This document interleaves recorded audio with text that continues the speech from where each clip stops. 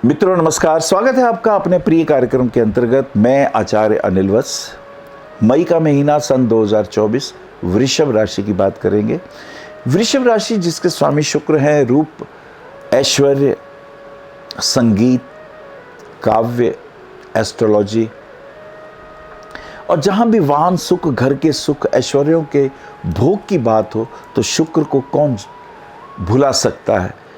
ऐसे शुक्राचार्य जिनकी राशि वृषभ है, इस महीने क्या प्रभाव होगा। शनि दशम भाव में मूल त्रिकोण राशि में है, तो शनि जो कि नवमेश और दशमेश है, और जब ये दशम भाव में है तो स्वभावता व्यय भाव को देखेंगे, खर्चे ज़्यादा कर देंगे। फोर्थ हाउस को देखेंगे। फोर्थ हाउस आपके मकान वगैरह, प्रॉपर्टी वगैरह के कुछ अगर डिस्प्यूट हो रहे होंगे तो उसमें आपकी मदद कर सकते हैं। और 10वीं दृष्टि से 7th हाउस को देखेंगे, वो आपके स्पाउस का है, आपकी लाइफ पार्टनर का है। तो वृषभ लग्न में शनि राजयोग कारक प्लैनेट तब हो जाते हैं यदि इन पे किसी शुभ ग्रह की दृष्टि हो। शुभ ग्रह की दृष्टि तो नहीं है, लेकिन शनि योग कारक तो हैं। मंगल 11वें भाव में है, जबकि मंगल व्ययेश भी हैं और सप्तमेश भी हैं। सप्तमेश होकर जब ये आय भाव में जाते हैं, सप्तमेश होकर आय भाव में जाना, तो निश्चित रूप से आय संबंधी कार्यों में ये बढ़ोतरी करेंगे। प्रॉपर्टी का कोई पुराना डिस्प्यूट हो सकता है सॉल्व हो जाए और आपको कुछ अर्थ संपदा की प्राप्ति हो। बुध आपके धनेश भी हैं और पंचमेश भी हैं, और वहां पर नीच के हैं। This is very important. आपके धनेश और पंचमेश बुध आय स्थान में तो हैं, यानी आय की प्राप्ति तो कराएंगे, लेकिन वीक है, नजदीक है। और उनका जो लॉर्ड है, डिस्पोजिटर जो है जुपिटर, वो 12th में है। गुरु की स्थिति है कि वो अष्टमेश भी हैं और आयुष भी हैं, पर ये गुरु व्यय भाव में, कोई शुभ कार्यों में धन का व्यय हो सकता है, प्रॉपर्टी वगैरह में धन का रुपया खर्च हो सकता है, ऐसा दिखाई देता है। सूर्य जो कि आपके चतुर्थेश है, वो 12वें भाव में, यानी अपने से 9वें भाव में, चतुर्थ भाव से नवम में है। तो सूर्य का 12वें भाव में होना, शुक्र और गुरु के साथ होना, कुछ विवाह इत्यादि या धार्मिक आयोजनों में धन के व्यय का संकेत मिलता है।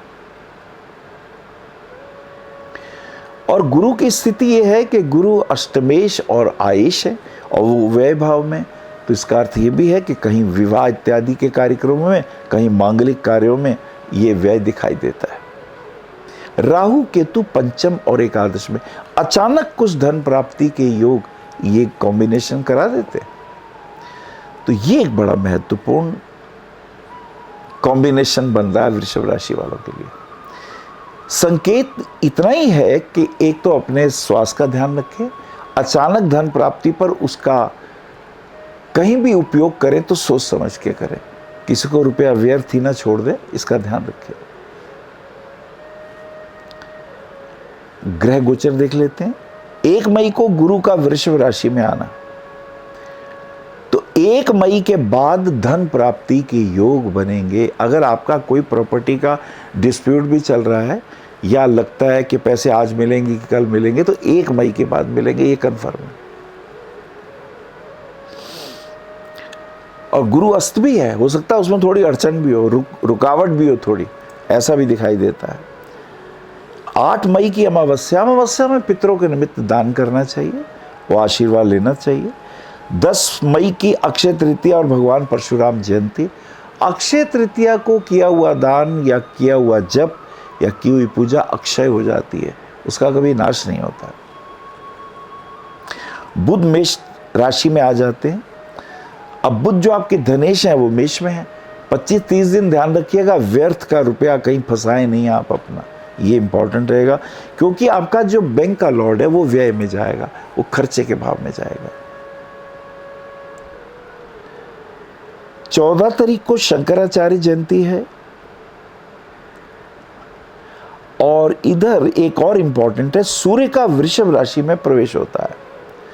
और सूर्य जो आपके चतुर्थेश से वो वृषभ में आ जाएंगे, यानी आपके लग्न में आ जाएंगे। अब सूर्य चतुर्थेश होकर जब लग्न में आते तो चौथा घर जो है जनता का है, वाहन का है, परिवार का है। खास करके वाहन इत्यादि लेना हो, प्रॉपर्टी में रुपया लगाना हो, माता के स्वास्थ्य के दृष्टिकोण से देखना हो, तो कुछ ना कुछ विशेष होगा। सूर्य राजा है, सूर्य अगर लगन में आएगा तो मान सम्मान यश कीर्ति प्रदान करेगा। एस्ट्रोलॉजी की फील्ड में पद प्रतिष्ठा के दृष्टिकोण से लाभ देने वाला कॉम्बिनेशन बनेगा। सीता जयंती 16 तारीख का है और 19 का शुक्र वृषभ में आते हैं। अब ये महत्वपूर्ण हो जाएगा। शुक्र वृषभ में 19 तारीख को, यानी 19 तारीख के बाद की स्थिति आपकी बहुत बलवान होने वाली है। यह महीना सवा महीना बहुत अच्छा है। मान सम्मान की प्राप्ति होगी, रुके हुए धन की प्राप्ति होगी। कोई प्रॉपर्टी डिस्प्यूटेड है उसके धन प्राप्ति के योग बनेंगे। स्वास्थ्य भी ठीक रहेगा, तो दैट इज वेरी इंपॉर्टेंट। और इधर फिर 23 तारीख को अगर हम देखें तो वैशाख मास की पूर्णिमा है और बुद्ध जयंती है। भगवान बुद्ध को निर्वाण की प्राप्ति हुई थी इससे। 25 तारीख को नारद जयंती और 31 तारीख को बुध का वृषभ राशि में प्रवेश, धनेश वृषभ में, यानी कठोर मेहनत करके धन प्राप्ति के योग बनेंगे। तो कुल मिला के अगर हम इस महीने का देखें तो धन प्राप्ति की योग भी हैं और अपनी सेहत का भी ध्यान रखना है। 2-3 चीज़ें बड़ी महत्वपूर्ण है। अचानक धन प्राप्ति हो तो उसे गलत दिशा में ना लगाया जाए, किसी को यूं ही ना दिया जाए, ये इंपॉर्टेंट रहेगा। भगवान शिव की आराधना आपके लिए बहुत श्रेष्ठ रहेगी। ओपल पहन लें 8 साढ़े 8 कैरेट का इंडेक्स फिंगर में, वो आपके लिए शुभ है। पन्ना रत्न बहुत शुभ है, छोटी उंगली में पहन सकते हैं 6 सवा 6 रत्ती का। इवन नीलम भी धारण कर सकते हैं 6 सवा 6 कैरेट का मिडिल फिंगर में। और अगर रुद्राक्ष की बात करें तो आपके लिए 12 मुखी 16 मुखी रुद्राक्ष बहुत शुभ है। और अगर एक 18 मुखी रुद्राक्ष पहनेंगे तो वो सर्वोत्तम है। वो धर्म त्रिकोण के तीनों राशियों का जोड़ है, वो आपके लिए बहुत शुभ रहने वाला है। और अगर हम थोड़ी सी और इसके अंदर ऐड कर दें बारीकी से, तो महत्वपूर्ण यह है कि शनि नवमेश और दशमेश है। नवमेश दशमेश होकर के ये शनि बहुत शुभ प्लैनेट है आपके लिए। शनिवार वाले दिन पीपल के पेड़ के नीचे दीपक जलाएं, रुके हुए काम आपके पूरे होने लगेंगे। नमस्कार। आप आचार्य श्री अनिल वत्स जी के आध्यात्मिक प्रवचन, ध्यान व ज्योतिष संबंधी मासिक राशि फल फेसबुक, यूट्यूब, www.astroanilvats.com पर भी देख सकते हैं। For appointment, भविष्य कथन, Monday to Saturday, 11 a.m. to 6 p.m. BE 279, Street number 6, Harinagar, New Delhi 110064. Phone number 98917 39999, 98181 89993, 981 088 7002, 886 000 6030. Website www.bhavishyakathan.com. Acharya Anil Vats @gmail.com.